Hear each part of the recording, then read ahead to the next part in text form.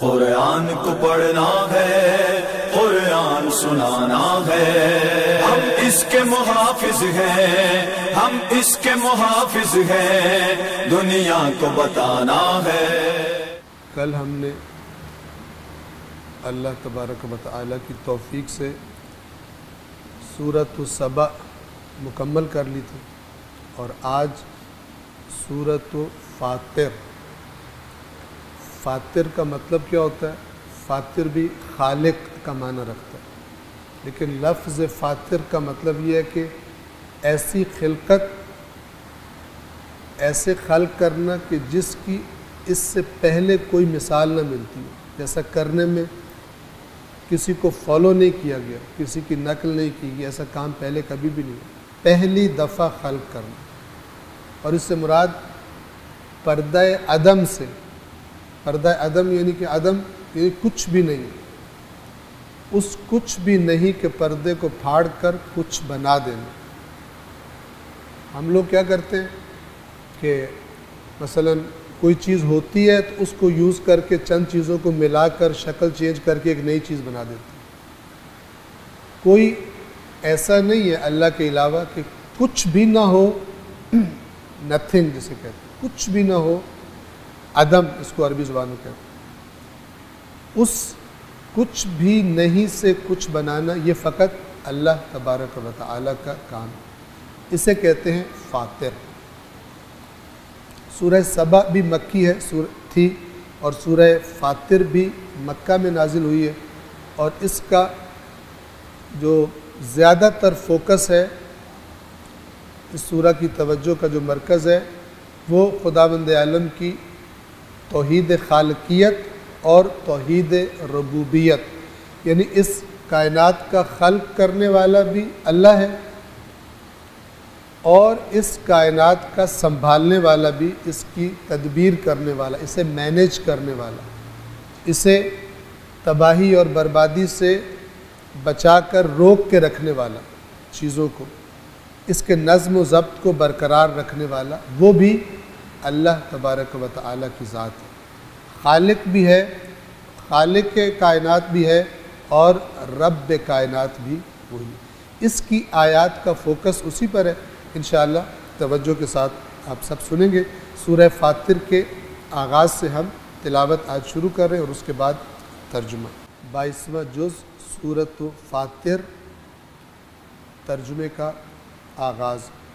رحمان و رحیم اللہ کے نام سے۔ تمام حمد اللہ کے لیے ہی ہے، جو آسمانوں اور زمین کا ایجاد کرنے والا۔ ایجاد کا جو ہم اردو میں لفظ استعمال کرتے ہیں، اگرچہ یہ خود عربی کا لفظ ہے۔ ایجاد یعنی وجود میں لانا۔ فاطر میں نے آپ کو عرض کر دیا، اس طرح خلق کرنا کہ جس کی پہلے کوئی مثال نہ ملتی ہو۔ تمام حمد اللہ کے لیے ہے، جو آسمانوں اور زمین کا ایجاد کرنے والا اور فرشتوں کو پیغام رساں بنانے والا۔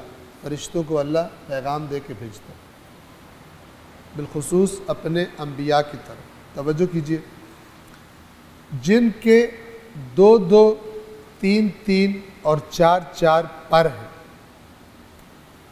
وہ جیسے چاہتا ہے خلقت میں اضافہ فرماتا ہے، یقیناً اللہ ہر چیز پر قدرت رکھتا ہے۔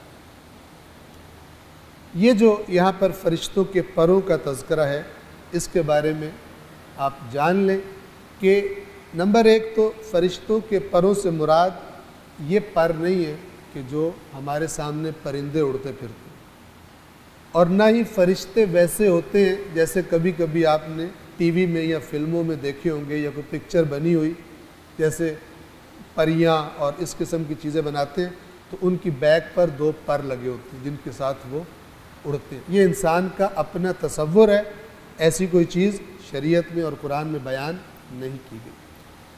جب اس کی مثال دیتا ہوں، جب اللہ نے اپنی قدرت کی بات کرنی ہوتی ہے تو کہتا ہے ہاتھ، اللہ کا ہاتھ، نہ کہ اس طرح جیسے انسان کا ہاتھ ہے اللہ کا ہاتھ، یا اللہ کے 2 ہاتھ اس طرح کے۔ تو پھر سوال آئے گا پھر ایک کم تھا تو دوسرا ہاتھ اللہ کو، تو پھر 2 ہیں تو پھر 4 کیوں نہیں ہے، تو پھر 6 کیوں نہیں ہے؟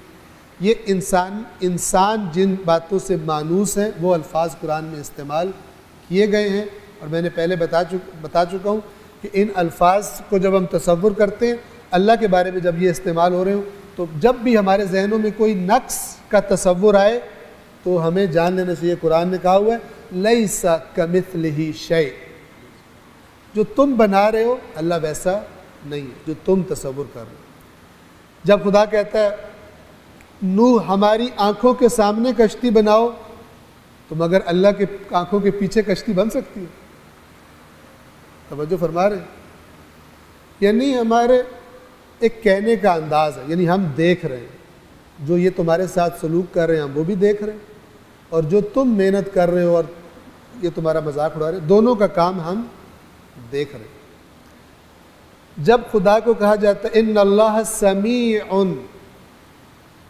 اللہ سننے والا ہے، اس کا مطلب اللہ کے ہمارے جیسے کان نہیں، جو علم تم سن کے حاصل کرتے ہو اللہ کو وہ علم بھی ہے، جو علم تم دیکھ کے حاصل کرتے ہو معلومات خدا کو وہ بھی ہے، بغیر اس کے کہ اس کی تمہاری جیسی آنکھیں ہوں، تمہاری آنکھیں ناقص، اللہ کی جو دید ہے وہ تو اندر تک رازوں کو جانتا ہے، تمہارے کان ناقص، کوئی نقص خدا کی ذات کے اندر نہیں ہے۔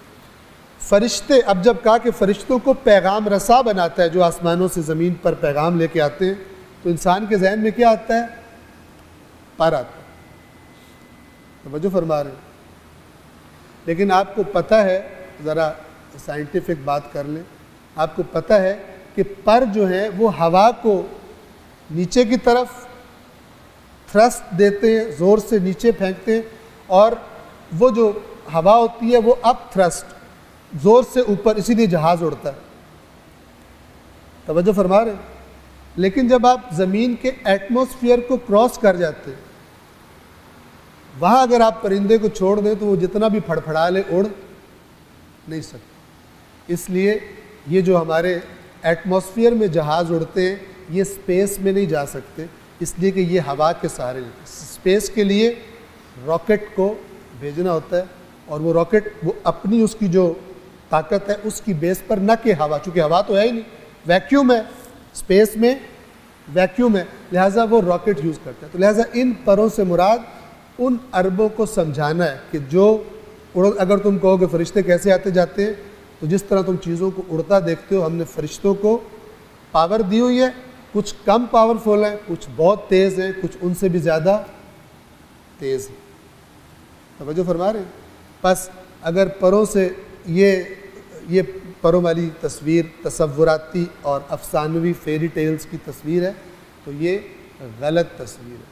فرشتہ مادی مخلوق ہے ہی نہیں کہ اس کا مادی پر ہو۔ توجہ کر، مادے سے بنا ہی نہیں ہے فرشتہ، میٹر سے بنا ہی نہیں ہے، اور زمین سے اڑنے کے لیے، زمین کی کشش سے نکلنے کے لیے میٹر کو طاقت چاہیے ہوتی ہے۔ فرشتے کو فورس آف گریوٹی اپنی پکڑ میں لیتی نہیں، ٹھیک ہے؟ یہ باتیں کہ جو آج کی سائنس بڑے آرام سے مثلاً جانتے، اس زمانے کا عرب نہیں جانتا تھا، لہٰذا اللہ نے فرمایا کہ 2 پروں والے، 3 پروں والے اور 4 پروں والے۔ صلوات پڑھیے محمد والے۔ یہ وہی زبان ہے جو احادیث میں کہا گیا، مثلاً اگر تم ناخن نہیں کاٹو گے تو تمہارے ناخنوں کے اندر شیطان چھپ جاتا ہے۔ یہ شیطان سے مراد بری طاقت، برائی کی طاقت۔ آج کی زبان میں مثلاً جراثیم، بیکٹیریا، مثلاً یہ چیزیں اس کے اندر چھپ جاتی ہیں۔ اس زمانے میں ان تمام چیزوں کو بیان کرنے کے لیے کون سا لفظ تھا؟ شیاطین، چھپ جاتے ہیں۔ یا بعض اوقات جن کا لفظ استعمال ہوا، اور مراد کیا ہوتی ہے؟ وہ جو تمہیں دکھائی نہیں دیتا۔ جن کا لفظی معنی کیا ہے؟ دکھائی نہ دینے والا۔ توجہ کر رہے ہیں؟ لہٰذا جو کہانیاں سن کے تصورات ہیں ہمارے ذہن میں، اس طرح کے فرشتے اپنے ذہنوں سے اڑا دیں، اور جو اصل فرشتہ ہے کیسا ہوتا ہے ہمیں تو اپنا نہیں پتہ کہ ہم کیا ہیں، روح کیسی ہوتی ہے، ٹھیک ہے نا؟ یہ جو اس باڈی کے روبوٹ کو یوز کر رہا ہے جو اصل انسان ہے، توجہ کر رہے ہیں، وہ کیا ہے؟ وہ مجھے بھی نہیں پتا کہ میں کیا ہوں. میں اس کو پہچانتا ہوں جو اس زمین کے ایلیمنٹس سے مثلا بنا ہے اور اسی کے اندر دوبارہ چلا جائے گا. اصل انسان محفوظ رہے گا. وہ آپ کو پتہ ہے یہ باڈی جو ہماری ہے یہ کچھ عرصے کے بعد ساری کی ساری پرانے سیلز اس کے سب ڈیڈ ہو کے چلے جاتے ہیں, نئے سیلز آ جاتے ہیں, لیکن بندہ وہی رہتا ہے. لہٰذا اگر مثلا کسی نے 20 سال کی عمر میں قتل کیا ہو, 60 سال کا ہو جائے تب پکڑا جائے, تو وہ کہے کہ آپ لیبارٹری میں چیک کروا لیں, 20 سال پہلے والا تو بندہ ہی نہیں ہے. اگر ایک بھی سیل میرا وہ نکل آئے, ایک بھی ہڈی وہ نکل آئے جو اس وقت جس نے کام کیا تھا, تو پھر مجھے پکڑے, میں تو وہ ہوں ہی نہیں. اور ایک لحاظ سے وہ صحیح کہہ رہے ہیں, لیکن جو نہیں مانتے روح کو بھی, وہ بھی کہتے ہیں تو وہی ہے,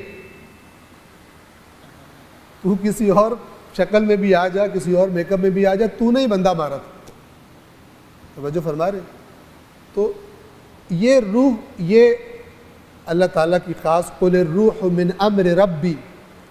اے رسول آپ سے روح کے بارے میں پوچھتے ہیں, آپ کہہ دیجئے روح میرے رب کے امر سے. ویسے سب چیزیں اللہ کے امر سے, یہ خصوصی امر. وَنَفَخْتُ فِيهِ مِنْ رُوحِي, میں نے اپنی روح پھر اس میں پھونکی. جب اللہ بیان کرتا ہے کہ کیسے ماں کے پیٹ میں کیا کیا ہوتا ہے, اور پھر جب ایک خاص سٹیج پہ پہنچتا ہے وَنَفَخْتُ فِيهِ مِنْ رُوحِي, پھر میں اس میں اپنی روح پھونک دیتا ہوں. اس کا مطلب یہ نہیں ہے اللہ تعالیٰ یوں کرتے ہیں. یہ سب مانوس الفاظ ہیں, توجہ کر رہے ہیں, کہ جس سے وہ سننے والا انسان آرام سے تصور کر سکتا ہے. لیکن پھر خود خدا بتاتا ہے کہ ایسا نہ سمجھنا جیسے تم کام کرتے ہو. لَيْسَ كَمِثْلِهِ شَيْءٌ, کوئی اللہ میں نقص نہیں ہے. اللہ بیٹھ کے پھونکے نہیں مار رہا. حتیٰ کہ یہ جو کن فیکون ہے, اللہ میاں مثلا عرش پہ بیٹھے ہوئے اور کن کن کن کن کہتے جا رہے ہیں, نہ, یہ کن بھی سمجھانے کے لیے, اللہ کو کن کہنے کی بھی ضرورت نہیں ہے. اس کا ارادہ کرنا ہی کافی ہے. جس چیز کا اس نے جس کا ارادہ کیا جاتا ہے اسے مراد کہتے ہیں. وہ ارادہ کرتا ہے, مراد سامنے ہوتی ہے. بالکل ایسے ہی جیسے میں اپنے ذہن میں تصور کروں پہاڑ کا, تو میں کن کہوں گا بنے گا, یا میں کہوں گا پہاڑ میرے ذہن میں بن جا تو بنے گا؟ نہ, میں نے صرف توجہ کرنی ہے اور میرے ذہن میں پہاڑ کیا ہو جائے گا, بن جائے گا. خدا کو بھی فقط یہ کہنا بھی غلط ہے کہ توجہ کرنی, اس کی توجہ ہوتی ہے. یہ سارے الفاظ ہمارے ناقص الفاظ ہیں, اور چونکہ ہمارے پاس چارہ نہیں ہے, اسی زبان کو ہم نے یوز کرنا ہے. اور قرآن کے الفاظ بھی وہی جو عرب بولتے تھے وہی الفاظ تھے. بس ہمیں یاد رکھنا چاہیے کہ جو بھی ٹیڑھا میڑھا ناقص معنی آئے تو وہ صحیح نہیں ہوتا. تو فرشتہ نہ مادی مخلوق ہے کہ اس کے اس طرح کے پر ہو جس طرح پرندوں کے یا ہوائی جہازوں کے پر ہوتے ہیں, کیونکہ یہ پر ہوا والی جگہ میں کام آتے ہیں. جب ہوا سے اوپر چلے جاؤ تو وہاں پر پھر آپ کو نہ ہوا ہوتی ہے کہ آپ اس کی بنیاد پر اڑ سکیں. صلوات پڑھیے محمد علیہ.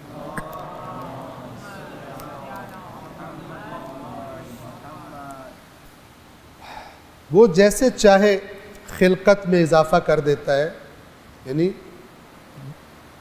خلقت میں مسلسل اضافہ کیے جا رہا ہے. اللہ تبارک و تعالیٰ کی خلقت کا پروسیس ختم نہیں ہوا. یہ بہت گہرا ایک فلسفی مطلب بھی ہے اس میں, کہ جس کی ابھی ہمارے یہاں پر گنجائش نہیں ہے. انشاءاللہ کسی بات کے موقع میں. آگے دوسری آیت کی طرف توجہ فرمائیں. اچھی طرح توجہ ذرا رکھیے گا تاکہ اچھی طرح سمجھ بھی سکیں. لوگوں کے لیے جو رحمت کا دروازہ اللہ کھول دے اسے کوئی روکنے والا نہیں ہے. یہ توحید ہے. کوئی آئے اور کہے کہ یا اللہ بند کر,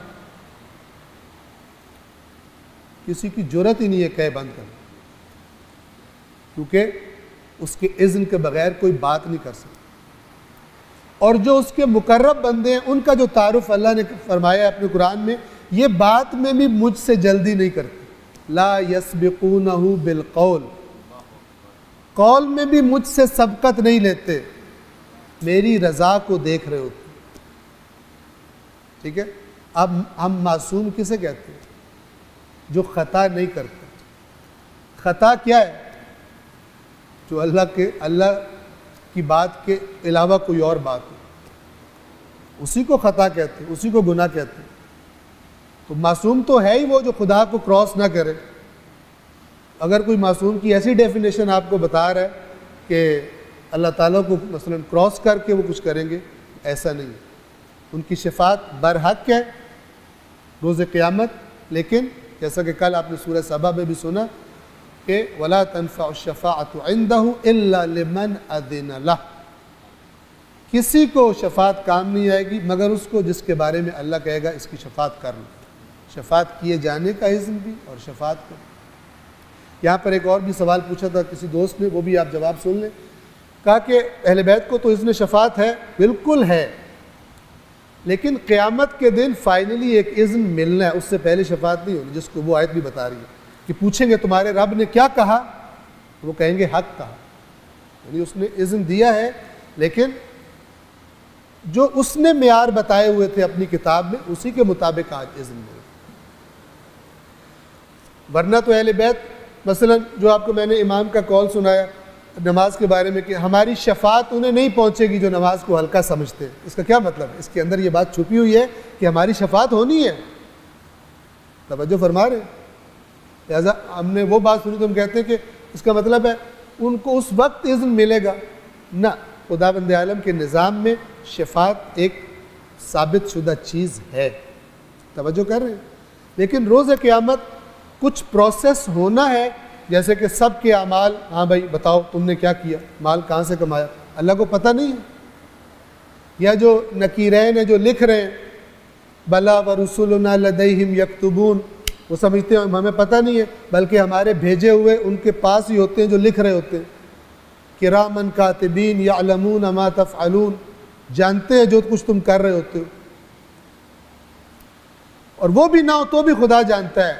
نحن اقرب الیہ من حبل الورید، ہم شہرگ گردن سے بھی قریب ہے، اس کا پیچیدہ نظام ہے، اس نے کیوں کیا کیا، ہم اتنا ہی جانتے ہیں جتنا اس نے غیب کے بارے میں ہمیں بتایا، اور اس پر ایمان ہم رکھتے ہیں۔ وہ اس قیامت کے دن کے پروسیس میں بھی اذن ہوگا، اذن ملے گا، اس کے بعد شفاعت ہوگی، اور شفاعت برحق۔ صلوات پڑھیے محمد والے۔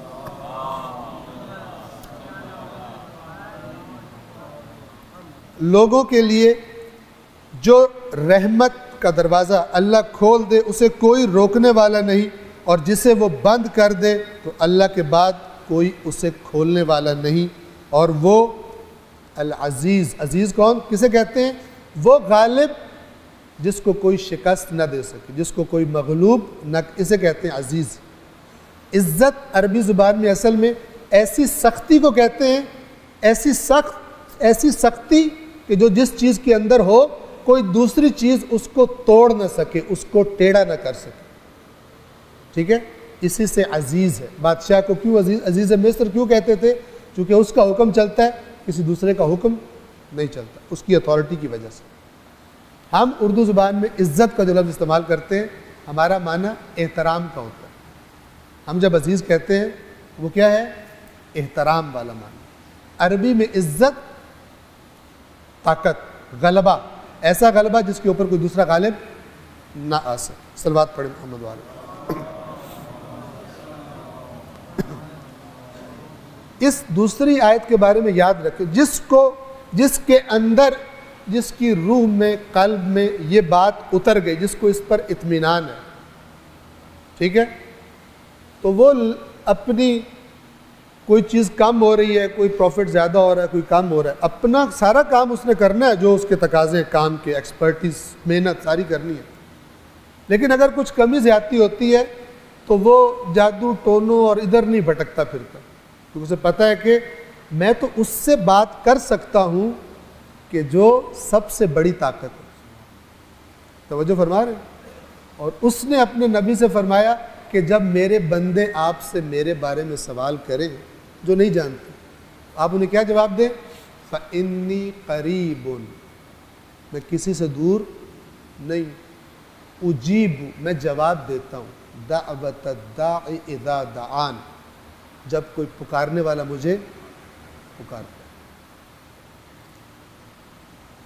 جس کا اس پر ایمان ہے وہ پھر غیر اللہ ادھر یہ ہو گیا، ادھر جادو کر دیا، یہ کر دیا، یار تو کر دے، ایسے کر دے، ٹھیک ہے. اس اصل طاقت وہ پھر خدا کو ہی سمجھتا ہے اور زیادہ زور وہ اللہ کے ہاں ہی لگاتا ہے کہ وہی سے لینا ہے. میں نے توجہ فرما رہے ہیں.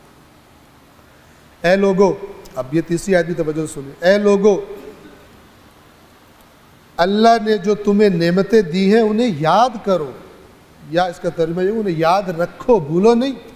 اللہ کی نعمتوں کے احسان کو بھولتے ہو تو خرابی کرتے ہو، احسان فراموشی کر دیتے ہو. اے لوگو، اللہ کے جو تم پر احسان ہیں، جو تم پر نعمتیں ہیں، انہیں یاد کرو. یہ اپنی نعمتوں کا تذکرہ کر کے خدا ایک سوال پوچھتا ہے، کیا اللہ کے علاوہ کوئی اور بھی خالق ہے جو تمہیں آسمان اور زمین سے رزق دیتا ہو؟ لا الہ الا اللہ، اس کے علاوہ اور کوئی معبود نہیں. یعنی جو خالق ہے وہی رازق ہے، وہی رب ہے. یہ توحید، توحید خالقیت، توحید ربوبیت، جس میں سے ایک توحید رازقیت. اللہ کے علاوہ کوئی اور خالق ہے جو تمہیں آسمان اور زمین سے رزق دیتا ہو، اس کے سوا کوئی معبود نہیں، پس تم کہاں الٹے پھرائے جا رہے ہو؟ یعنی کہا تمہیں گھمایا جا رہا ہے الٹی باتوں کی طرف اگر تم اللہ کے علاوہ کسی اور کو اپنا رازق سمجھتے ہو. ٹھیک ہے، تو یہ فَأَنَّا تُؤْفَكُونَ، تمہیں کہاں الٹا پھرایا جا رہا ہے، غلط ڈائریکشن میں تمہیں چلایا جا رہا ہے. اور اس کے بعد فرمایا اے رسول، یعنی یہ آپ پیغام دے دیں. اب اگر یہ نہ مانے تو فرمایا اور اے رسول اگر یہ لوگ آپ کو جھٹلا دیں، تو یہ کوئی پہلی دفعہ نہیں ہے، آپ سے پہلے بھی انبیاء کو جھٹلایا جاتا رہا ہے، اور تمام امور کی بازگشت اللہ ہی کی طرف. انا للہ و انا الیہ راجعون، ہم اپنے اعمال اور امور سمیت کہاں جائیں گے؟ واپس اللہ کی بارگاہ میں. پھر خبردار کرتا ہے قرآن، اے لوگو، پتہ نہیں قیامت آنی ہے کہ نہیں آنی، یہ نہیں آنی. خداوند عالم ایک دفعہ کہتا ہے ساری باتوں کو چھوڑو، میری بات یہ سن لو. اے لوگو، یقین کر لو کہ اللہ کا وعدہ سچا ہے، لہٰذا دنیا کی زندگی تمہیں دھوکے میں نہ ڈال دے، اور نہ ہی وہ دغاباز، بڑا دغاباز کون؟ ابلیس، نہ ہی وہ دغاباز اللہ کے بارے میں تمہیں فریب دینے پائے. اس کا جو بالکل ایکیوریٹ ترجمہ ہے اللہ کے بارے میں نہیں ہے، وہ کیا ہے؟ اللہ کے ذریعے وہ شیطان تمہیں فریب نہ دے. کیا مطلب؟ اللہ کو کچھ اور بنا کے تمہیں اس اللہ کے پیچھے لگا دے. ایک تو اصل اللہ ہے نا، کسی اور چیز کو اللہ بنا کے تمہیں اس کے پیچھے نہ لگا دے جو اللہ ہو ہی نہ. جو کام قرآن میں ایک مثال دی گئی سامری کی، سامری نے بچڑا بنایا، اتنے معجزے دیکھ چکی ہے قوم، بچڑا بنایا، حضرت موسیٰ طور پہ گئے ہوئے تھے، اور پیچھے سے کیا کہتا ہے؟ موسیٰ سے مسٹیک ہو گئی ہے، مس انڈرسٹینڈنگ ہوئی ہے. یہ وہی اللہ ہے جو موسیٰ جس کے پیچھے گیا. ٹھیک ہے، کیونکہ لوگوں کو ایک اللہ چاہیے. توجہ کر رہے ہیں؟ تو جو سامری ہوتا ہے، جو ابلیس کا نمائندہ ہوتا ہے، وہ کیا کرتا ہے؟ وہ ایک ایسا اللہ گھڑتا ہے کہ جو لوگوں کو بھی زیادہ سوٹ کرتا ہے، لوگوں کی خواہشات ان کو زیادہ پوری ہوتی مل رہی ہوتی ہے. ٹھیک ہے، اور اس بہانے سے پھر وہ اللہ کے اصل قانون کو خراب کر دے. یہ ہسٹری ریپیٹ ہوئی ہے ہر دین کے ساتھ، اور ہمارے دین کے ساتھ بھی یہی ہوا. کتنے دین بنے ہوئے، کتنے ورژنز ہیں اسلام کے. ٹھیک ہے، یہ وجہ ہے. یہ جو باتیں واضح قرآن بیان کر رہا ہے، اس کو اب کوئی کہے کہ اس کے اندر کوئی اور معنی چھپا ہوا ہے، تو پھر وہ اور معنی ڈھونڈیے گا، اور ملے تو مجھے بھی حتماً انشاءاللہ شریک کریں گے تاکہ میری بھی اصلاح ہو جائے. صلوات پڑھیے محمد و آل محمد.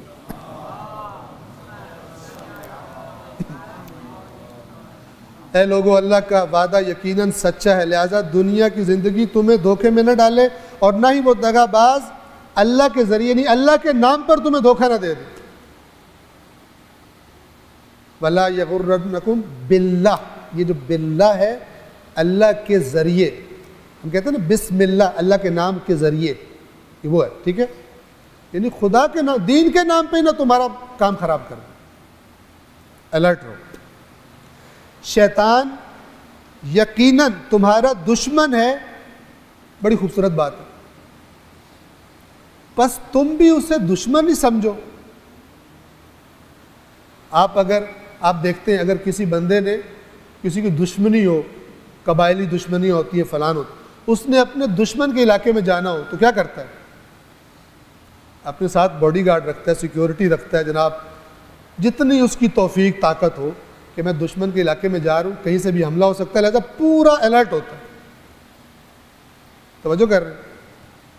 کہا کہ وہ جب تمہارا اتنا کھلا دشمن ہے، میں تمہیں بتا رہا ہوں وہ تمہارا دشمن ہے، تو تم تو اس کے لیے بازو کھول کے کھڑے ہوتے. ٹھیک ہے؟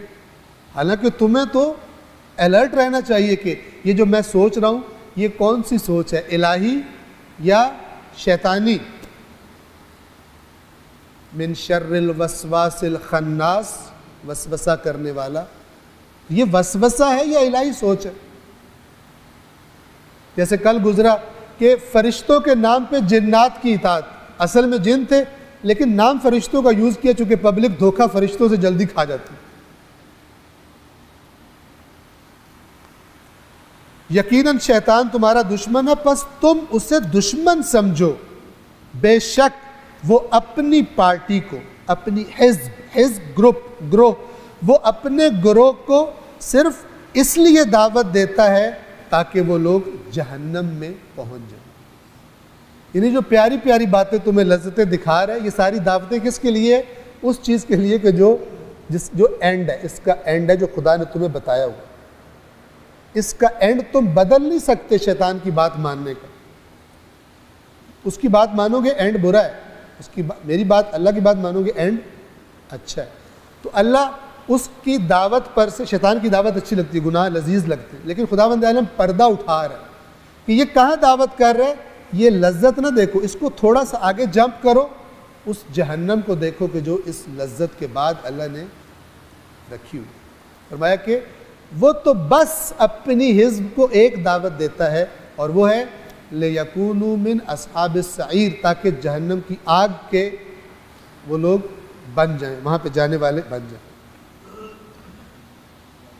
پس جن لوگوں نے کفر کیا ان کے لیے شدید عذاب ہے، اور جو ایمان لائے اور نیک اعمال کرتے رہے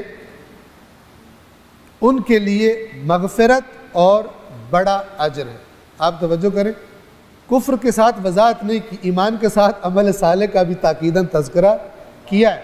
حالانکہ اللہ فرما سکتا ہے جنہوں نے کفر کیا ان کے لیے عذاب، جو ایمان لائے ان کے لیے اجر. لیکن اللہ نے سوچا کہ ایمان کے نام لے کے کوئی لوگ ڈرامے بازی نہ کر دیں. ٹھیک ہے؟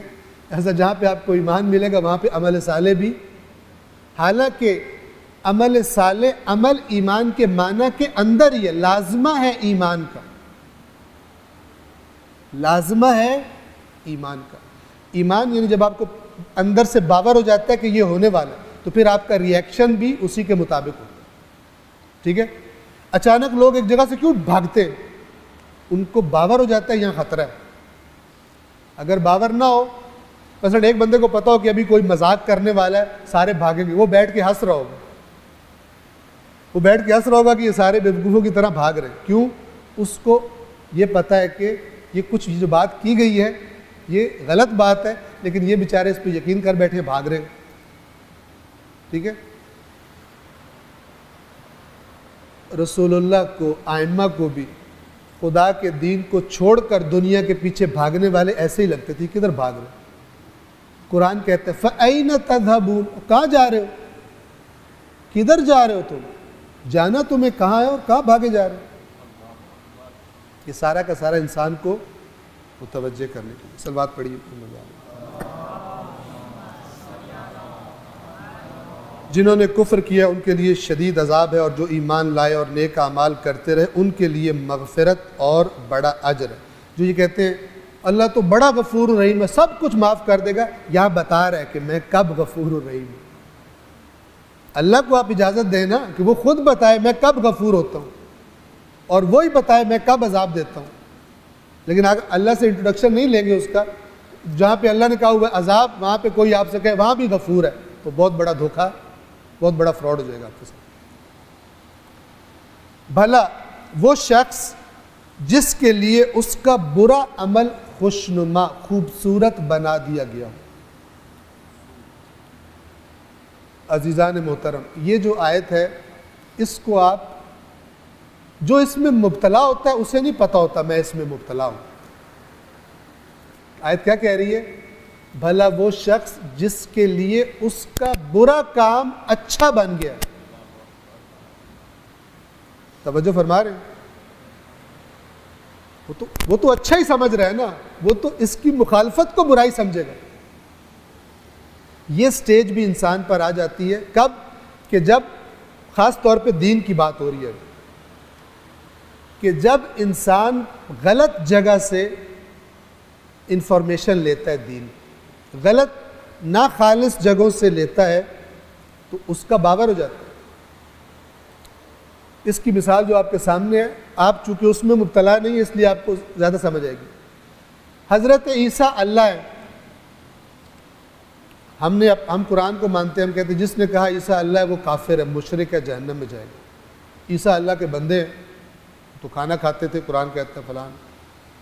لیکن جو حضرت عیسیٰ کو اللہ مانتا ہے اس سے پوچھے وہ آپ پر چڑھ دوڑے گا،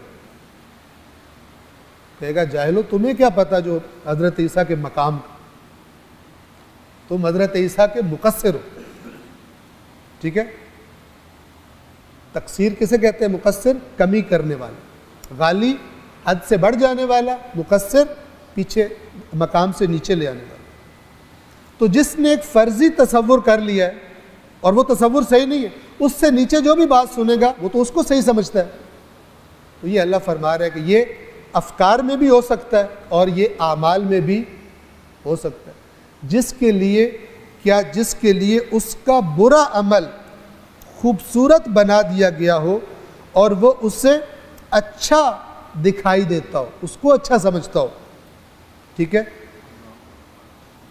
دوسری سائیڈ کا ذکر نہیں کیا، لیکن دوسری سائیڈ کیا ہے کہ یہ بھلا اس شخص کی طرح ہو سکتا ہے کہ جس کو واقعاً ہدایت ملی ہوئی، دونوں ہی اپنے آپ پر مطمئن اپنے کام پر انہیں، لیکن وہ غلط چیز پہ راضی ہے، یہ صحیح چیز پہ راضی ہے۔ اس کا حل کیا ہے؟ اس کا حل ہے کاؤنٹر چیک کنٹینیوس انسان کرتا رہے، دیکھتا رہے کہ میں صحیح۔ جیسے آپ جب بھی مثلا کوئی چیز خریدنے جاتے ہیں بازار سے، اگر کاروبار میں کوئی چیز خریدتے ہیں، ہر بار آپ اس کو چیک کر رہے ہوتے ہیں، اور اگر بیچنے والے کو پتہ چل جائے کہ یہ پہلی دفعہ اعتماد بن گیا، اب یہ چیک نہیں کرتا، تو پھر اکٹھا ایک دفعہ آپ کا صفایا وہ کر دے گا اگر بے ایمان آدمی ہے آپ کے اعتماد کو خرید کر۔ اس کا طریقہ یہ کہ انسان، اس لیے اہل بیت اطہار نے کیا فرمایا؟ ہمارا شیعہ وہ ہے کہ جو روز اتنی آیات قرآن کی پڑھتا ہے۔ ہمارا شیعوں کی علامت بتائی۔ بھلا وہ شخص جس کے لیے اس کا برا عمل خوشنما بنا دیا گیا ہو اور وہ اسے اچھا سمجھنے لگا ہو، یہ بھلا ہدایت یافتہ کی طرح ہو سکتا ہے؟ بے شک اللہ جسے چاہتا ہے گمراہی میں ڈال دیتا ہے اور جسے چاہتا ہے ہدایت دے دیتا ہے، لہٰذا ان لوگوں پر افسوس کرتے کرتے آپ کی جان نہ چلی جائے۔ رسول اللہ سے کہا جا رہا ہے یہ جو برائیوں کے پاتھ پر سرپٹ دوڑ رہے ہیں، ان پر حسرتیں کرتے کرتے، افسوس کرتے کرتے آپ کی جان نہ نکل جائے۔ آپ اتنی تکلیف آپ کو ہوتی ہے ان کو دیکھ کر، اتنا غم ہوتا ہے آپ کو دیکھ کر۔ یہ جو فرمایا اللہ جسے چاہتا ہے ہدایت دیتا ہے، جسے چاہتا ہے گمراہ کرتا ہے، یعنی خدا نے خدا نے کہا ہدایت لینی ہے ادھر آؤ۔ اگر وہ ادھر نہیں آ رہا اس راستے سے، تو دوسرے راستے پہ اللہ نے کیا رکھا ہے؟ گمراہی۔ انتخاب اسی کا ہے، انتخاب اسی کا ہے۔ اگر اس نے گمراہی والی چیز اختیار کی ہے، اگرچہ اس کو اچھا سمجھ کے جس بھی وجہ سے، تو اللہ جسے چاہتا ہے گمراہ کرتا ہے۔ یہ گمراہی اور ہدایت کے قانونوں کا مالک اور بنانے والا اللہ ہے۔ جس طرح میٹر کے قانون بنانے والا، مادے کے قانون بنانے والا، جس کو ہم فزکس کیمسٹری وغیرہ کہتے ہیں، اس میں جو کچھ ہوتا ہے ہم پڑھتے ہیں، قوانین پڑھتے ہیں، جس طرح مادی قوانین کے بنانے والا اللہ ہے، اور یہ مادہ، صلوات پڑھیے،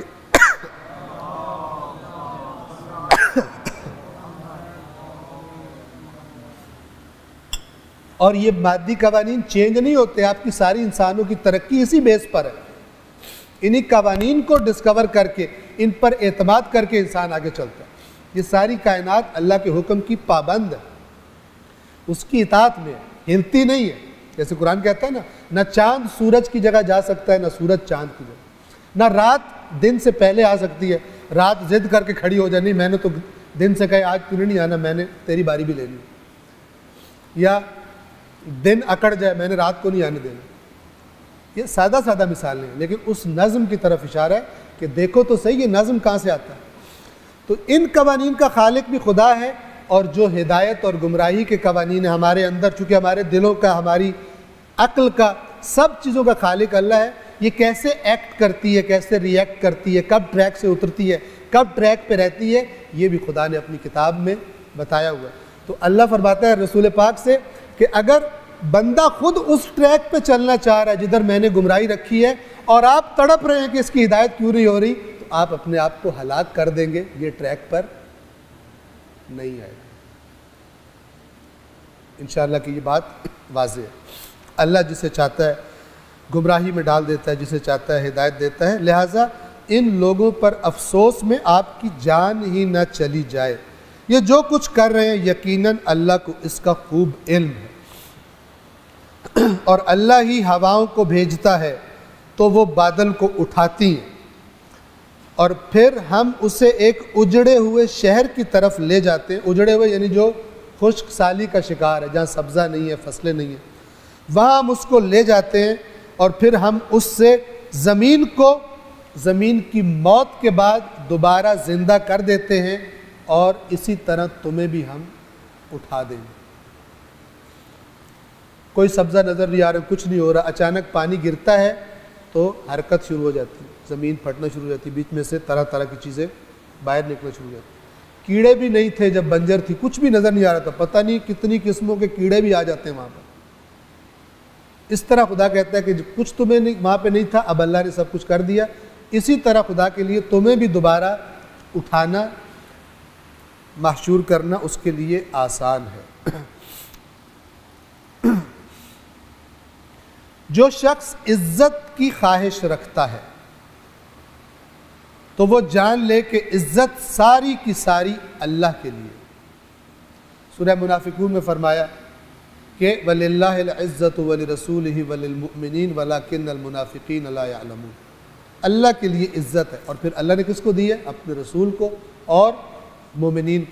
اصل عزت وہ ہے. مولا کائنات نے نہج البلاغہ میں فرمایا وہ عزت ہرگز عزت نہیں ہے، اسے عزت نہ سمجھنا جس کے بعد جہنم کی رسوائی آ رہی ہو. بعض لوگ اب پاور میں آ جاتے ہیں ناجائز ذرائع سے، ٹھیک ہے، لوگ بھی دیکھ دیکھ کے کہتے ہیں کیا بات ہے اس کی. مولا کیا فرماتے ہیں؟ اس سے کہہ رہے ہیں جس نے ناجائز طریقہ اللہ کی نافرمانی کر کے اس عزت کو حاصل کیا ہے. کیا فرما رہے ہیں؟ کہ وہ عزت نہیں ہے جس کے بعد دائمی جہنم کی رسوائی ہو، اور وہ رسوائی نہیں ہے جس کے پاس خدا کے پاس دائمی عزت ملنے والی. کتنا پروپیگنڈا کیا، اپنی طرف سے رسوا کرنے کی کوشش کی رسول اللہ کو، یہ عقل ٹھیک نہیں ہے، یہ فلان ہے، یہ کذاب ہے. اور وہ جو پروپیگنڈے کی زد میں آئے وہ آئے، یہ وہی ہے، یہ وہی ہے، یہ وہی ہے، ایسے کہتے تھے. لیکن جو عزت رسول اللہ کی ہے ساری کائنات اس کا مقابلہ نہیں کر سکتی. فرمایا جو عزت کی تلاش میں ہے، جو عزت چاہتا ہے، تو وہ جان لے کہ عزت ساری کی ساری اللہ کے لیے ہے. پاکیزہ کلمات اسی کی طرف اوپر چلے جاتے ہیں، اور نیک عمل اسے بلند کرتا ہے. اب یہ ساری باتیں ایسی نہیں ہے کہ میں گزرتا چلا جاؤں، یہ فارمولہ یاد رکھ لیں، سمپل. آپ جو بات کرتے ہیں، آپ جو اچھی بات کرتے ہیں، آپ کلمہ پڑھتے ہیں، آپ قرآن پڑھتے ہیں، یہ اچھا ہے، لیکن یہ کلمہ ہے، آپ کی زبان کا کلمہ ہے. یہ اوپر اللہ کی بارگاہ میں قبول کب ہوتا ہے؟ جب اس کی پیچھے پیچھے عمل صالح اس کے تقاضے کے مطابق، یعنی یہ بات اچھی ہے لیکن اس کو بلند کون کرتا ہے اللہ کی بارگاہ میں؟ وَالْعَمَلُ الصَّالِحُ يَرْفَعُهُ. عمل صالح بلند کرتا ہے. بہت باور کریں، یعنی بہت ایکوریٹ اور خوبصورت ہے یہ بات. توجہ فرمائیں اس ساری آیت پر کہ جو عزت کا خواہاں ہے تو جان لے کہ عزت ساری اللہ کے پاس ہے، اور پاکیزہ کلمات باتیں یہ اس کی طرف اوپر جاتے ہیں اور نیک عمل انہیں بلند کرتا ہے. یعنی اگر تمہارا عمل نہیں ہے تو تم منہ سے جو مرضی کرتے رہو. یہ قرآن کا کانسیپٹ ہے بات. اسی لیے قرآن کہتا ہے کیوں کہتے ہو جو کرتے نہیں ہو. اور پھر فرماتا ہے یہ جتنا تم سوچ سکو اتنی اللہ کے نزدیک یہ بری بات ہے، قبیح بات ہے کہ تم کہو کچھ اور کرو کچھ اور. کہو ہم اللہ کے ہیں اور ایکٹ کرو شیطان کے نمائندوں کی طرح. تم کیا کرو گے؟ یہ بہت بری بات. پاکیزہ کلمات اس کی طرف اوپر جاتے ہیں اور نیک عمل اسے بلند کرتا ہے. اور اب آگے دیکھیے خوبصورت بات کہ اور جو لوگ بدترین طریقے سے مکاریاں کر رہے ہیں، یعنی ان باتوں کو جو چینج کرتے ہیں، جو مکر کے چکر میں اس کو تحریف کر رہے ہیں، چونکہ ورنہ ویسے تو کوئی بھی مکاری کسی بھی فیلڈ میں بری ہے، ٹھیک ہے، لیکن اس آیت کا جو کانٹیکسٹ ہے کس میں مکاری کر رہے ہیں؟ اللہ کی بات کو چینج کر کے پیش کر دیں. اور یہاں پہ مراد کیا ہے؟ کہتا تمہیں عمل کی ضرورت ہی نہیں. میں نے خود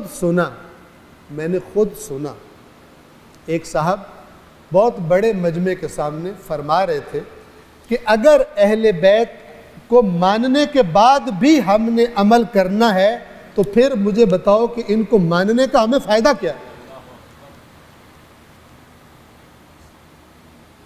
پیک آف چیٹنگ،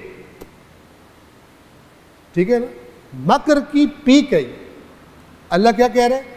یہ سب کچھ کب اوپر جائے گا؟ جب عمل صالح اس کو. اور سب سے بڑا جو یہ بہتان ہے یہ خود اہل بیت پر لگا رہا ہے یہ بات کر کے. لیکن وہ لوگ کیا جو اوپر یہ شیطان تمہیں اللہ کے نام پر دھوکہ نہ دے دے، اس کو آپ نیچے لے آئیں. یہ شیطان اور یہ شتونگڑے یہ تمہیں اہل بیت کے نام پہ دھوکہ نہ دے دے. لہذا قرآن مجید اور اہل بیت کو رسول اللہ نے فرمایا ان دونوں کو ساتھ رکھنا، تمسک کرنا. اگر الگ کرو گے تو تمہارے پاس ایک بھی نہیں رہے گا، کیونکہ میں نے خدا سے مانگا ہے کہ یہ قیامت تک ایک دوسرے سے جدا نہیں ہوگا.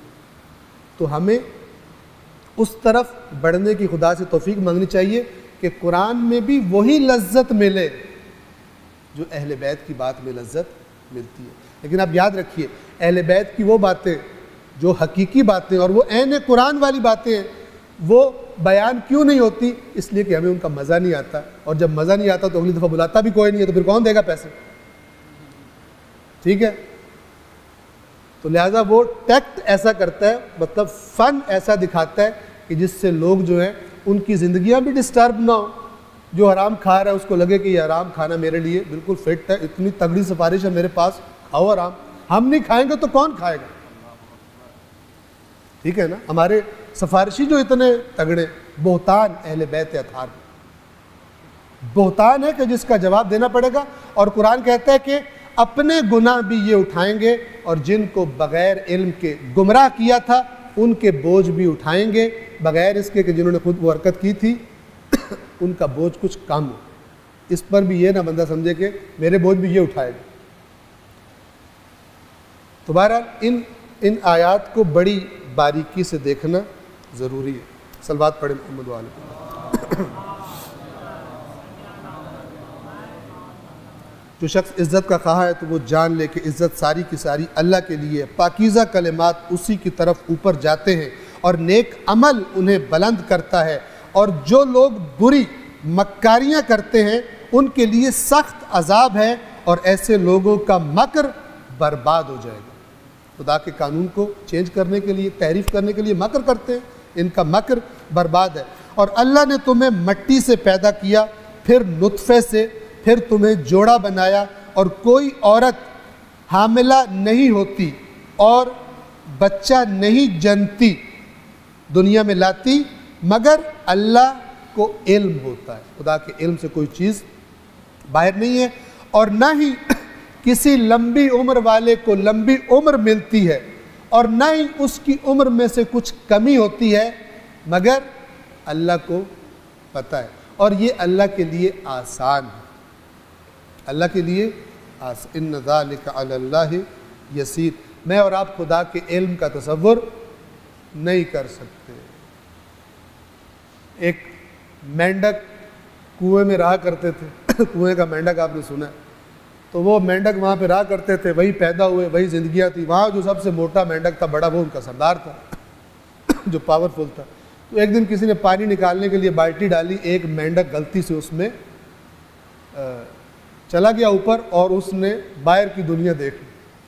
جیسے باہر نکلا اس نے ادھر ادھر دیکھا تو ڈر گیا، اتنی بڑی جگہ، وہ سمجھتا تھا ساری دنیا اتنی سی ہے جہاں ہم رہتے ہیں، ساری پراپرٹیز یہیں پہ خریدی جاتی ہیں، سارے مزے یہیں پہ ہوتے ہیں، ساری غذائیں یہاں پر ہیں، ساری لذتیں یہاں پر ہیں۔ تو جب وہ کنویں سے باہر گیا تو اس کی آنکھیں پھٹی کی پھٹی رہ گئی، تو کیا ہو گیا یہ کون سی جگہ ہے؟ اور اس کی نظر ایک بھینس پہ پڑی، ڈر کے مارے اس نے واپس جمپ کیا اور کنویں میں آ گیا۔ اب نیچے آیا تو جیسے گاؤں والا کوئی ولایت سے امریکہ سے واپس آتا ہے، سارا گاؤں جمع ہو جاتا ہے، وہ جمع ہو گئے، اور سردار بھی، چونکہ سردار زیادہ الرٹ ہوتے ہیں کہ کوئی ایسا کام نہ ہو جائے کہ جس سے میری سرداری کو تھریٹ ہو جائے، وہ زیادہ الرٹ ہوتے ہیں۔ جیسے یہ میں نے کہا نا، قرآن کہتا ہے اقتدار والا طبقہ انبیاء کا کیوں مخالف ہوتا تھا؟ انہیں پہلے، عوام سے پہلے پتہ چل جاتا تھا کہ یہ جو بات کر رہا ہے نا، یہ جڑ، ہماری جڑ کاٹنے کے لیے کر رہا ہے، لہٰذا وہ پہلے ہی اس سے قبل کہ عوام درک کرے بات کو، وہ پروپیگنڈا کا طوفان اٹھا دیتے تھے۔ تو مینڈک صاحب سے پوچھنے آئے بھی تو باہر کے باہر کیا ہے؟ اب وہ چپ کے میں کیا بتاؤں، ان کے تو الفاظ بھی بیچاروں کی اسی والے ہیں، اسی کنویں والے ہیں، ان کے تو فاصلوں کی میجرمنٹ بھی یہی والی ہے۔ اس نے کہا میں تمہیں کیا بتاؤں، میں نہیں بتا سکتا باہر کیا ہے، تو کچھ تو بتاؤ۔ کہا میں کیا بتاؤں، اس ساری جگہ میں تمہیں اس سے زیادہ تمہارا تصور نہیں ہے، تو میں تمہیں کیا بتاؤں۔ بالآخر اس سردار نے کہا کہ اچھا کچھ تو بتاؤ۔ اس نے کہا میں نے باہر ایک بہت بڑا مینڈک دیکھا ہے۔ اب سردار جو ہے نا وہ الرٹ ہو گیا، مجھ سے بڑا مینڈک، میری سرداری خطرے میں۔ تو اس نے کہا کہ مجھ سے بھی بڑا۔ اب وہ اس نے بھینس دیکھی تھی، بھینس کہاں اور مینڈک کہاں۔ البتہ خطابت سے مینڈک کو بھینس بنایا جا سکتا اور بھینس کو مینڈک بنایا جا سکتا، ٹھیک ہے، لیکن حق یہ ہے کہ مینڈک جتنا بھی بڑا ہو بھینس سے چھوٹا ہو۔ اس نے کہا بتاؤ مجھ سے بھی بڑا ہے۔ اس نے کہا اگر جان کی امان پاؤں تو، یا آپ مجھے ماریں گے نہیں، کیونکہ پتہ ہے آپ کو جلال آتا ہے سرداروں کو مار ہی دیتے کہ تو نے گستاخی کر دی، کیونکہ یہ سن کر عوام کے اندر باغیانہ خیالات پیدا ہو جائیں گے بغاوت کے، کہ ہم اس کو فالو کرتے ہیں جو بڑا ہے، اس کی بغاوت کرتے ہیں۔ تو اس نے کہا کہ اگر جان کی امان ہو تو بتاتا ہوں۔ کہا بتاؤ۔ یہ بنایا ہوا قصہ ہے، ٹھیک ہے، پہلے آپ کو پتا ہو، لیکن میسج اس کا بڑا زبردست۔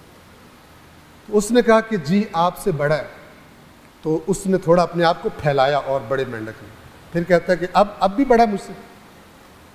اس نے کہا جی اب بھی بڑا ہے۔ اس نے پھر اور چوڑا ہو گیا، اس نے کہا اب بھی بڑا ہے۔ تو جتنا وہ زور لگا کے اپنے آپ کو، یعنی اپنے سینے کو سپریڈ کر سکتا تھا، کھول سکتا تھا، پوری زور لگا کے، اور مشکل سے کہتا ہے اس سے بھی بڑا ہے۔ تو اس نے کہا بھائی اس سے بڑا۔ اب جو اس نے زور لگایا تو بیچارہ پھٹ گیا، اس سے زیادہ پھیلنے کے لیے تو ہٹ گیا، اور اس نے کہا کہ میں تمہیں کیا بتاؤں کہ باہر والی جگہ کیسی ہے، ٹھیک ہے۔ ان ذالک علی اللہ یسیر، اللہ کے علم کو ہم کور نہیں کر سکتے، چونکہ ہمارا علم اس مینڈک سے بھی اللہ کے مقابلے میں بہت کم ہے، اور ہماری رینج اور وہ بہت کم ہے، مگر یہ کہ جو اپنے آپ کو خدا سے حقیقی معنوں میں کنیکٹ کر لے تو پھر خداوند عالم وقل رب زدنی علما، اے رب میرے علم میں اضافہ فرما۔ صلوات پڑھیے محمد والے۔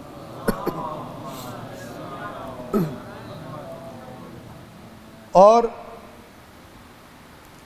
دو سمندر برابر ایک جیسے نہیں ہوتے، ایک یعنی یہ دو سمندروں کی مثال دی جا رہی ہے، ایک شیریں پیاس بجھانے والا جس کا پانی میٹھا ہے، میٹھے سے مراد یعنی جو پیاس بجھاتا ہے، پینے میں خوشگوار، اور دوسرا کھارا اور کڑوا، اور ان دونوں سے تم تازہ گوشت کھاتے ہو اور زیورات نکال کر پہنتے ہو۔ سمندروں میں سے موتی نکلتے ہیں، ٹھیک ہے، اور یہ کرتے، یعنی پانی دو قسم کے، اور لیکن ان دونوں میں سے تم مچھلیاں پکڑتے ہو، اور ان دونوں کے اندر سے تمہیں موتی بھی مل جاتے ہیں، لیکن یہ دونوں برابر نہیں ہیں، ایک جیسے نہیں ہیں، یہ خدا کی نشانی ہے۔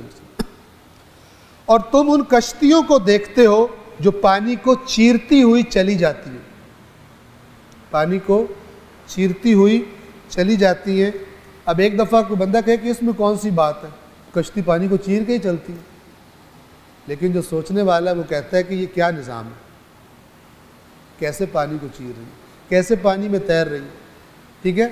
کسی نے دیکھا ہوگا کہ یار یہ سوئی چھوٹی سی ڈوب جاتی ہے، اتنا بڑا جہاز نہیں ڈوبتا، یہ کیا ماجرا ہے۔ آپ کسی دیہاتی سے کہیں وہ بھی کہے گا اے تو جادو ہے، ٹھیک ہے نا، یہ سوئی پھینکو تو یہ ڈوب جاتی ہے، وہ اتنا بڑا جہاز لوہے کا 1000 ٹن وزنی یہ تیر رہا ہے، ٹھیک ہے نا۔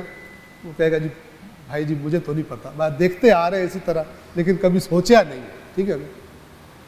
اکثر لوگ اس کائنات کو یوں ہی گزار دیتے، دیکھتے آ رہے ہیں لیکن کبھی سوچا نہیں۔ اللہ کہتا ہے جو سوچتے نہیں ہیں وہ چار پائے ہیں، آنکھیں دی ہیں دیکھتے نہیں ہیں، کان دیے ہیں سنتے نہیں ہیں، عقل دی ہے یوز نہیں کرتے، کرتے ہیں کرپٹ غلط دور جانے میں مجھ سے، دنیا پرستی میں کرتے ہیں، جہاں میں کہتا ہوں وہ نہیں کرتے۔ یہ چار پائے ہیں، یہ سمجھتے ہیں جیسے یہ گائے بھینس چرنے کے لیے کچھ دن آئی ہے، ٹھیک ہے، یہ بھی چرنے کے لیے آئی، اور لہٰذا دیکھتے ہیں کہ ادھر چارہ زیادہ اچھا ہے، حرام حلال نہیں دیکھتے، ادھر جا کے چرنا شروع ہو جاتا ہے۔ فرمایا کہ یہ کیا ہیں، یہ چار پائے، یہ تصور ہے، قرآنک تصور ہے انسان کی زندگی کا، جب خدا کی اطاعت کرتا ہے اور جب خدا کی نافرمانی کرتا ہے۔ صلوات پڑھیے محمد والا۔ اور تم ان کشتیوں کو دیکھتے ہو جو پانی کو چیرتی چلی جاتی ہیں تاکہ تم اللہ کا فضل تلاش کرو۔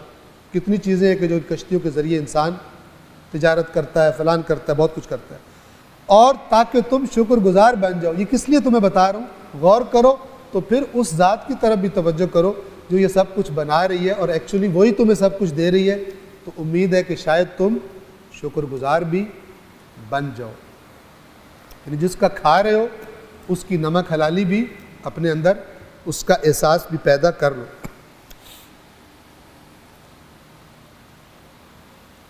شاید تم شکر گزار بن جاؤ۔ یعنی وہ ہے جو رات کو دن میں داخل کرتا ہے اور دن کو رات میں داخل کرتا ہے، اور سورج اور چاند کو مسخر یعنی کنٹرول، ہل نہیں سکتا، ایک خاص ٹریک پہ چل رہا ہے، سورج ایک خاص ٹریک پہ چل رہا ہے، پلینٹس ایک خاص ٹریک پہ چل رہے ہیں۔ یہ سورج اور چاند کا نام اس لیے لیا اور بعض اوقات ستاروں کا، اس لیے کہ عرب جو معاشرہ تھا یہ ان کے سامنے تھا بالکل، اس وقت کوئی ٹیلیسکوپس نہیں تھی، کوئی فلان نہیں تھی، یہ نہیں تھی، وہ تھی، لیکن ان کے لیے بھی ان گیلیکسیز کی طرف بھی آج آپ کو سائنس بتا رہی ہے کہ جو یہ یونیورس ہے یہ جب سے بنی ہے یہ ایکسپینڈ کر رہی ہے، انفلیشن ہو رہی ہے، پھیل رہی ہے، گیلیکسیز کے درمیان کے جو فاصلے ہیں وہ بڑھتے جا رہے ہیں، ٹھیک ہے۔ قرآن مجید میں فرمایا اگرچہ کہ شرم آتی ہے کہ یہ غیروں نے جانی بات اور ہم ان کی باتوں پر واہ واہ کر رہے ہوتے ہیں، ہمارے قرآن میں یہ لکھا ہے۔ اللہ پوچھے گا جب تمہارے قرآن میں یہ لکھا تھا تو تم کدھر سست ہو گئے تھے؟ تم صرف اس لیے رہ گئے کہ پرائے دوسرے اس ٹریک پر چلیں، اور تم جو قرآن کے ماننے کا دعویٰ کرتے ہو تم بھکاری بن کے رہ جاؤ دنیا میں، تم کس بات پر واہ کرتے ہو؟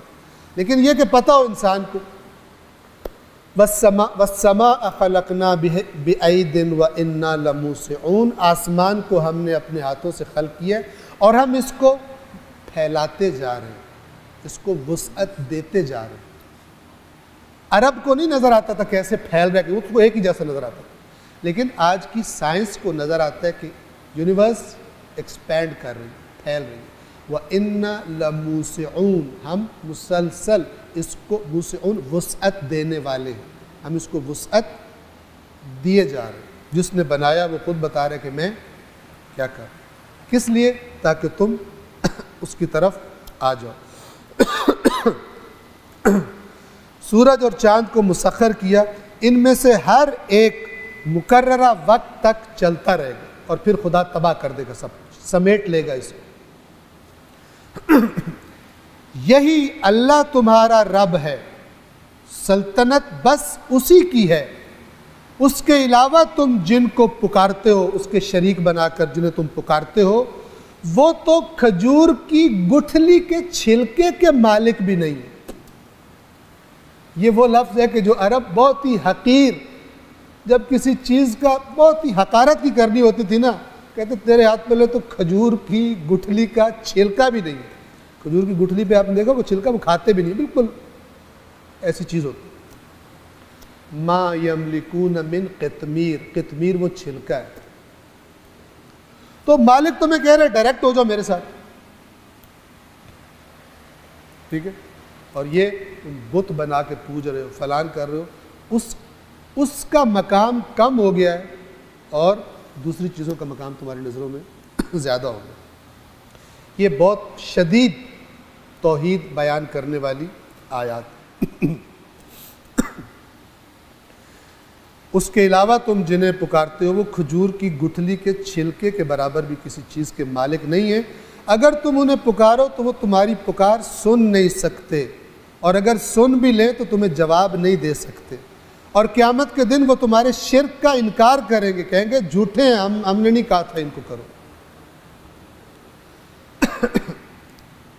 اور باخبر اللہ کی طرح تجھے کون خبر دے گا؟ لفظ دیکھیں آپ، خبیر سے بڑھ کر تجھے کون بتائے گا کہ حقیقت کیا ہے. فَلَا يُنَبِّئُكَ مِثْلُ خبیر، نبأ بڑی خبر کو کہتے ہیں. بڑی خبریں، اہم خبریں تجھے سب سے زیادہ انہیں جاننے والے سے بڑھ کر کون بتائے گا. یہ اب یہاں پر یہ بھی توجہ فرما لیں، جو ذہن میں سوال یہاں پر آ سکتا ہے اور آنا چاہیے. ہم کہتے ہیں، ہم بھی نہیں، اہل سنت بھی کہتے ہیں یا رسول اللہ، یہ پکارنا ہے. یا وجیہن عند اللہ، یہ پکارنا ہے. تو قرآن کہہ رہا ہے جنہیں تم پکارتے ہو تم وہ سنتے ہی نہیں. یہ سب کے بارے میں نہیں ہے. مثلا قرآن نے کہا ہوا ہے جنہیں تم پکار رہے ہو وہ زندہ نہیں مردہ ہیں. حالانکہ کچھ کے بارے میں خود قرآن نے وضاحت کی ہے وہ زندہ ہیں، انہیں مردہ مت سمجھو. لہٰذا کچھ کیٹیگریز ڈیفرنٹ ہیں.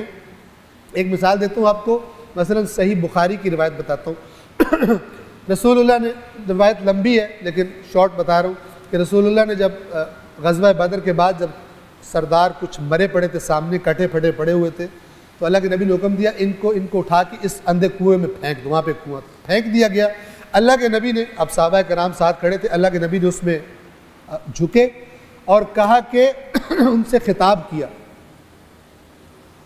کہ ہم سے جو اللہ نے وعدہ کیا تھا وہ تو اس نے سچا کر دیا، اس نے ہماری مدد کا وعدہ کیا تھا، فتح کا وعدہ کیا تھا، ٹھیک ہے، تمہیں کیا پتہ چلا، تم کہاں ہو، ذرا اپنی خبر دو. تو ایک صاحب ساتھ کھڑے تھے کوئی، انہوں نے سوال کیا یا رسول اللہ مردے تو نہیں سنتے؟ اللہ کے رسول نے کیا فرمایا؟ تم جو باہر کھڑے ہو تم ان سے زیادہ نہیں سن رہے، جتنا تم سن رہے اتنا ان کو بھی. لہٰذا اس کا مطلب ہے خدا جسے چاہے سنا سکتا ہے. خدا بند عالم جس کو چاہے سنا سکتا ہے. ہاں خدا نہ چاہے تو پھر کوئی بھی نہیں سن سکتا. یہ کفار جو ہیں یہ اپنی من گھڑت چیزوں کو انہوں نے معبود بنایا ہوا تھا اور خدا کے مقابلے میں ان کو برابر شریک، پارٹنرشپ، نہ کہ خدا کے ماتحت اذن کے بغیر کچھ نہ کرنے والے.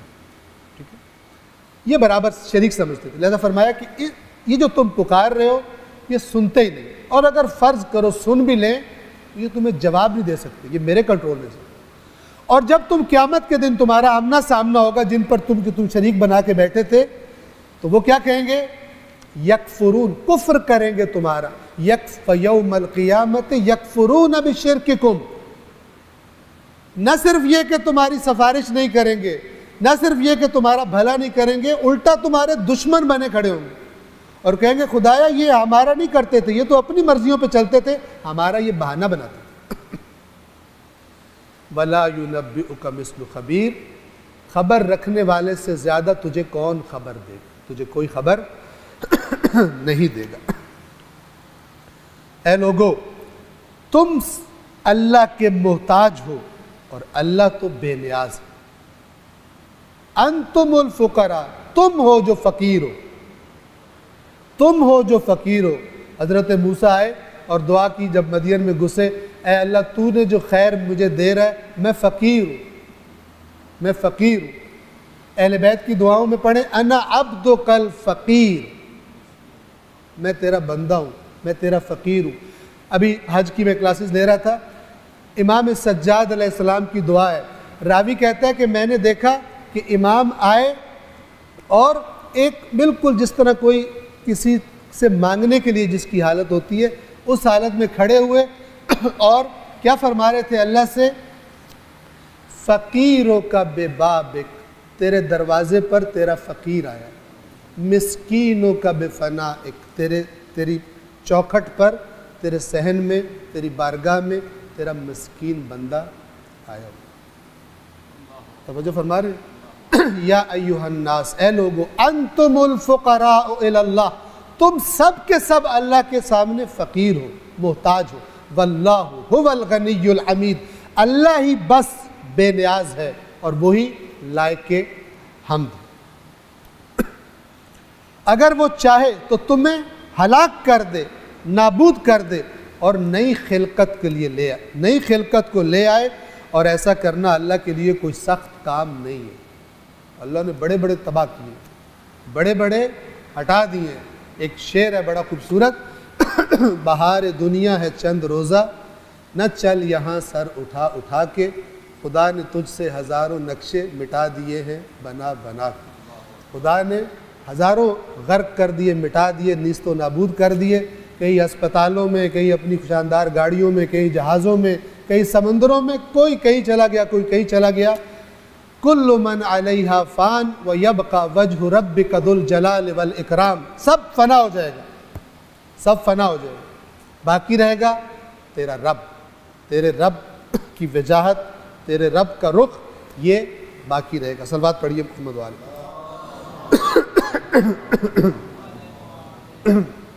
قرآن کریم نے رسول اللہ سے خطاب کیا اور فرمایا، اے رسول انک میت، آپ نے بھی مرنا ہے، وانہم میتون، اور یہ سارے بھی جو آپ کی مخالفت کر رہے ہیں ان کو بھی یہ ذائقہ چکھنا اور ہمارے پاس آنا ہے۔ اس میت سے کیا مراد ہے؟ یعنی وہ موت کے جو اس دنیا سے آگے منتقل کر دیں، ٹھیک ہے۔ بعض کو اللہ نے کہا ہے کہ وہ زندہ ہے، اگرچہ یاد رکھیے کہ جو کافر ہیں وہ بھی زندہ ہے، عذاب لے رہے ہیں، لیکن وہ زندگی ایسی ہے جو موت سے بدتر ہے، اس لیے اللہ تبارک و تعالیٰ نے کیا کہا ہے؟ اس کو موت کہا ہے۔ صلوات پڑھیے محمد والے۔ میں اس صفحے کو تمام کر لوں، اگرچہ تلاوت ہم نے نہیں کی، لیکن بات چونکہ جڑی ہوئی تھی تو میں اس کو بیچ میں سے کاٹنا نہیں چاہ رہا تھا، آپ سن لیجئے اس کو۔ اگر وہ چاہے تو تمہیں نابود کر دے اور نئی خلقت لے آئے، اور ایسا کرنا اللہ کے لیے مشکل تو نہیں ہے، اور کوئی بوجھ اٹھانے والا کسی دوسرے کا بوجھ نہیں اٹھائے گا، اور اگر کوئی بھاری بوجھ والا اپنا بوجھ اٹھانے کے لیے کسی کو پکارے گا اس دن تو کچھ بھی نہیں اٹھایا جائے گا، خواہ جس کو پکارا ہے وہ قریبی رشتہ دار ہی کیوں نہ ہو۔ وہ کہے گا نا بھائی اپنے وزن بہت ہے اور سفر بھی بہت ہے، جو جمع کیا خود ہی اٹھاؤ۔ وَلَا تَزِرُ وَازِرَةٌ وِزْرَ أُخْرَى، کوئی بوجھ اٹھانے والی، یہ وازرہ اسی سے وزیر ہے، وزیر کسے کہتے ہیں؟ جو بادشاہ کا کچھ بوجھ شیئر کر لے، ٹھیک ہے نا، اس کے کام کچھ کرتے ہیں۔ کوئی بوجھ اٹھانے والا کسی کا بوجھ نہیں اٹھائے گا، اور اگر کوئی بھاری بوجھ والا اپنے بوجھ اٹھانے کے لیے کسی کو پکارے گا تو کچھ بھی نہیں اٹھایا جائے گا، خواہ وہ قرابت داروں میں سے ہی کیوں نہ ہو۔ اور اے رسول آپ تو بس اسے ڈرا سکتے ہو، خبردار کر سکتے ہو جو بن دیکھے اپنے رب سے ڈرتا ہے۔ جو ڈرتا ہی نہیں ہے وہ آپ کی بات نہیں مانے گا، آپ کی باتوں کا اس پر اثر نہیں ہوگا۔ یہ وہی ہے ہدی للمتقین، تقوی والے اس ہدایت کو لیں گے۔ آپ تو صرف انہیں ڈرا سکتے ہو جو بن دیکھے اپنے رب سے ڈرتے ہیں، اور انہیں ڈرا سکتے ہو جو نماز قائم کرتے ہیں۔ جو نماز کی جڑ کاٹ رہے ہیں ان کو آپ کا کیا اثر ہوگا؟ انہوں نے تو سسٹم ہی چینج کر کے نیا بنا لیا۔ یہ لفظ ہے انما، بس صرف، تنذرو، آپ ان کو خبردار کر سکتے ہیں، من خشی الرحمن بالغیب، جو غیب میں، غیب بغیر دیکھے، بغیر چکھے، بغیر سنے، ڈائریکٹلی، وہ ایمان رکھتا ہے، خشیت رکھتا ہے اپنے رب کی، وَأَقَامَ الصَّلَاةَ اور نماز قائم کرتا ہے۔ یہ لوگ آپ کی باتوں کو سنیں گے، جو ایک کان سے سن کے اڑا دیتے ہیں نمازوں کا کیا فائدہ تو فلان کا کیا ہوتا ہے، ہم پار اور نماز قائم کرتے ہیں، اور جو بھی پاکیزگی اختیار کر لے تو اس نے اپنے ہی فائدے کے لیے کام کیا، اپنے فائدے کے لیے پاک ہوا ہے۔ وَإِلَى اللَّهِ الْمَصِيرُ اور پلٹنا تو تمہیں اللہ ہی کی طرف، جانا تو تمہیں اللہ ہی کی طرف۔ شارٹ اور کلیئر، اللہ تبارک و تعالیٰ کی باتیں بڑی سادی اور بڑی کلیئر ہیں، اور بڑے ظالم ہیں کہ جو کہتے ہیں یہ باتیں بھی سمجھ میں نہیں آ سکتی، قرآن سمجھ میں نہیں آتا۔ تلاوت میں کر دوں تاکہ اینڈ ہم تلاوت سے کریں، 1 یا 2 منٹ لگیں گے۔ اعوذ باللہ من الشیطان الرجیم وما يستوي البحران هذا عذب فرات سائغ شرابه وهذا ملح أجاج ومن كل تأكلون لحما طريا وتستخرجون حلية تلبسونها وترى الفلك فيه مواخر لتبتغوا من فضله ولعلكم تشكرون يولج الليل في النهار ويولج النهار في الليل وسخر الشمس والقمر كل يجري لأجل مسمى ذلكم الله ربكم له الملك والذين تدعون من دونه ما يملكون من قطمير إن تدعوهم لا يسمعوا دعاءكم ولو سمعوا ما استجابوا لكم ويوم القيامة يكفرون بشرككم ولا ينبئك مثل خبير يا أيها الناس أنتم الفقراء إلى الله والله هو الغني الحميد إن يشأ يذهبكم ويأتي بخلق جديد وما ذلك على الله بعزيز ولا تزر وازرة وزر أخرى وإن تدع مثقلة إلى حملها لا يحمل منه شيء ولو كان ذا قربى إنما تنذر الذين يخشون ربهم بالغيب وأقاموا الصلاة ومن تزكى فإنما يتزكى لنفسه وإلى الله المصير صدق الله العلي العظيم صلوات پڑھیں۔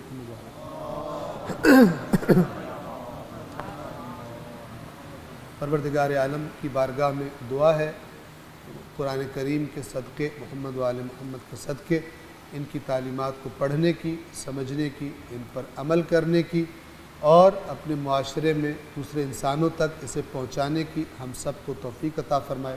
اللہم صلی علی محمد و آلہ۔